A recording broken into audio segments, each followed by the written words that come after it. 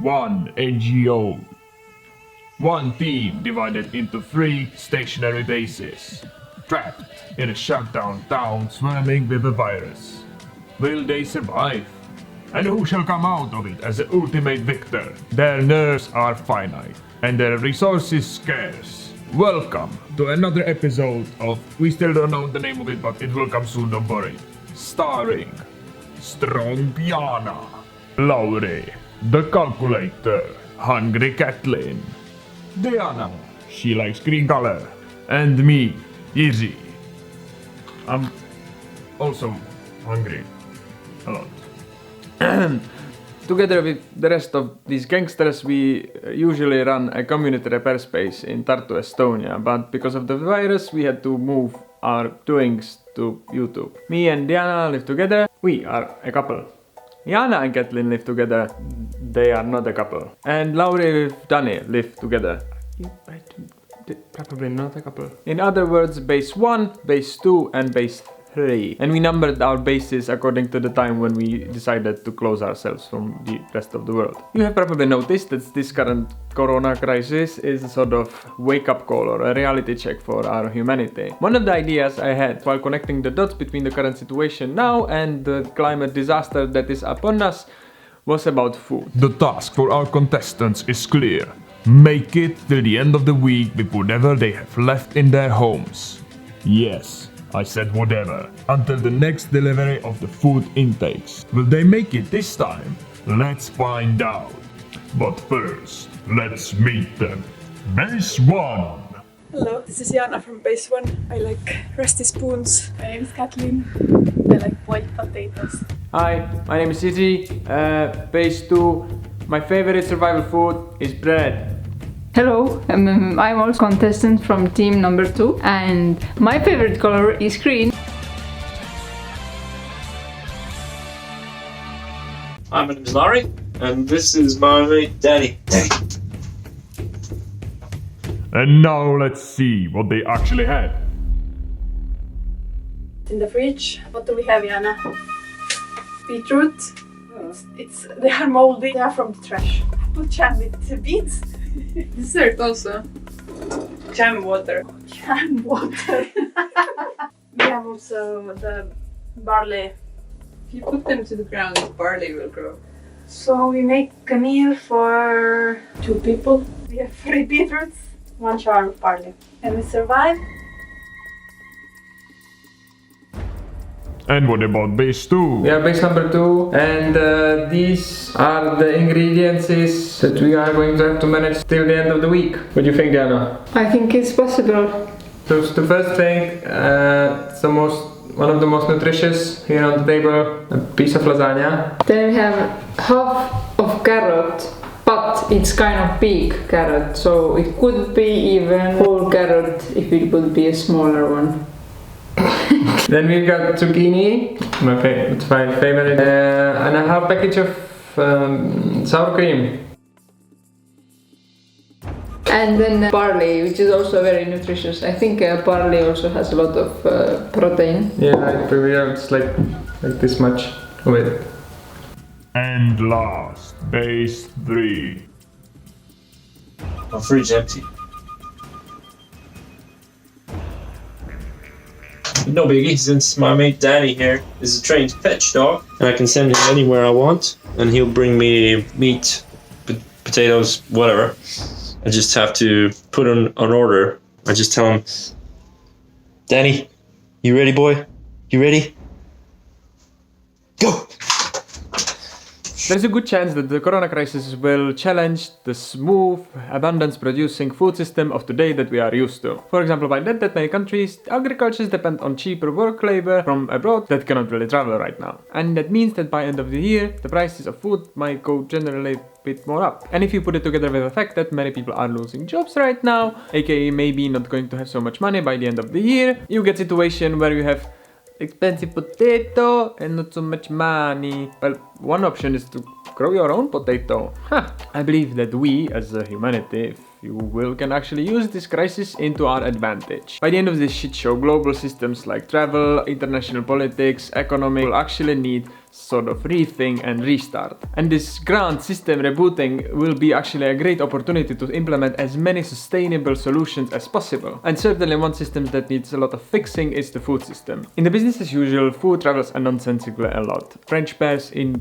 Netherlands, Dutch pears in France, Polish apples, well, everywhere. About 30% of all the food in the EU is wasted. 11% by the producers, 36% by the middleman, and 53% by you, dear consumer. And that is really fucked up, and I assume that you actually kind of know about this. And obviously wasting of food and travel holiday of our fruits are just two issues out of broad variety of problems that global food production has. If the economy, and I mean if, I don't really know, it's 11th of April, and maybe you're watching this in the future and you know that I'm full of shit. In that case, hello to the future and let me be wrong. So if it's gonna crash or be severely debilitated, then even those people who haven't really thought about it before, that we are living on a planet with a finite resources, will hopefully now realize that we cannot really afford to have this sort of wasteful systems in place. Hopefully. Or will they? What are the results? Are they gonna survive? Let's see how they've cooked for us. For themselves. When we discovered the sweet potato, my heart was filled with so much hope.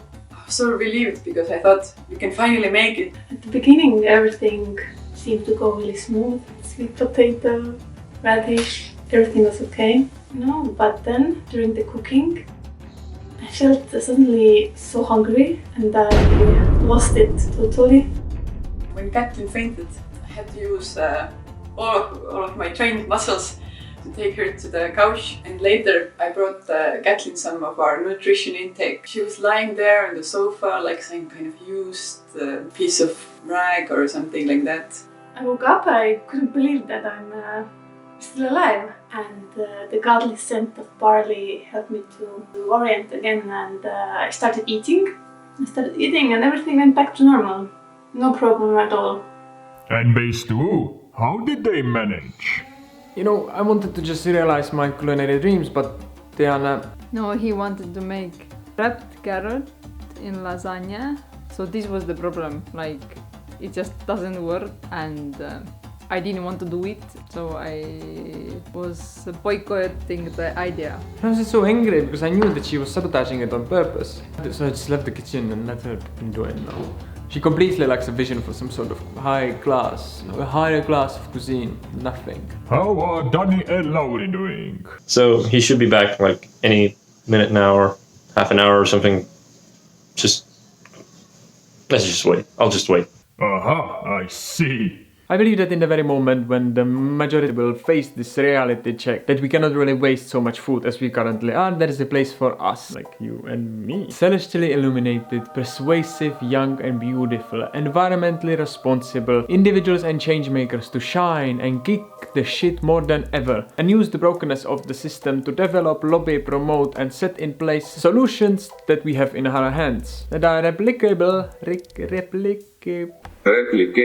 local, designed for people and sustainable. Aquaponics it is, self-producing, self-manufacturing meat made in lab, super perma, multi-culture, not just monoculture, making smoothies out of funny looking carrots, but not this much funny, oh, it's a bit too erotic. Or just grow food yourself. I think basically whatever you can do, now is the time to implement all these ideas and sell them to others.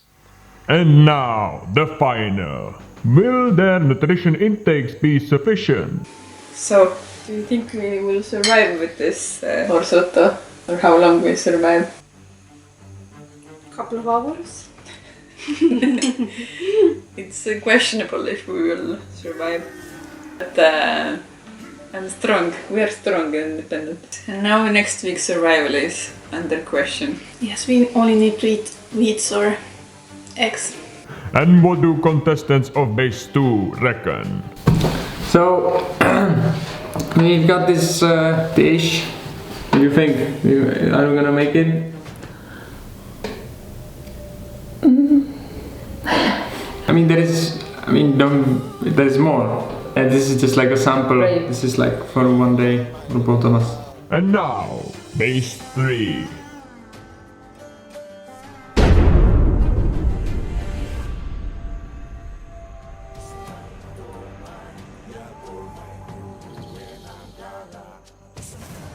So I guess he's not coming back with the beef. I'll guess I'll just go to the store then. I really like the idea that if you have something made from wood and it splits in half and then you glue these two pieces back together, then actually the glue bit is stronger than it originally was.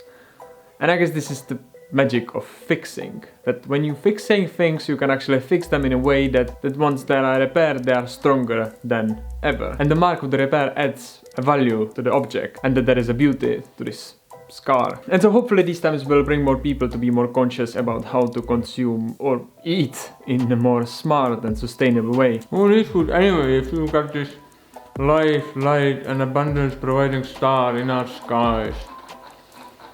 Just breathe in. Stop worrying about food. Sorry.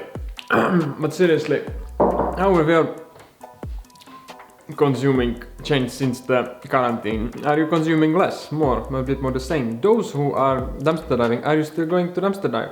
And how about the shopping list? Is it now more thought through and this way you are now actually wasting less? Let us know in the comment section and maybe we can start some kind of discussion and maybe share some tricks and tips how to survive. Thank you for watching. Anyways, make sure to subscribe. It will make your life better, I promise.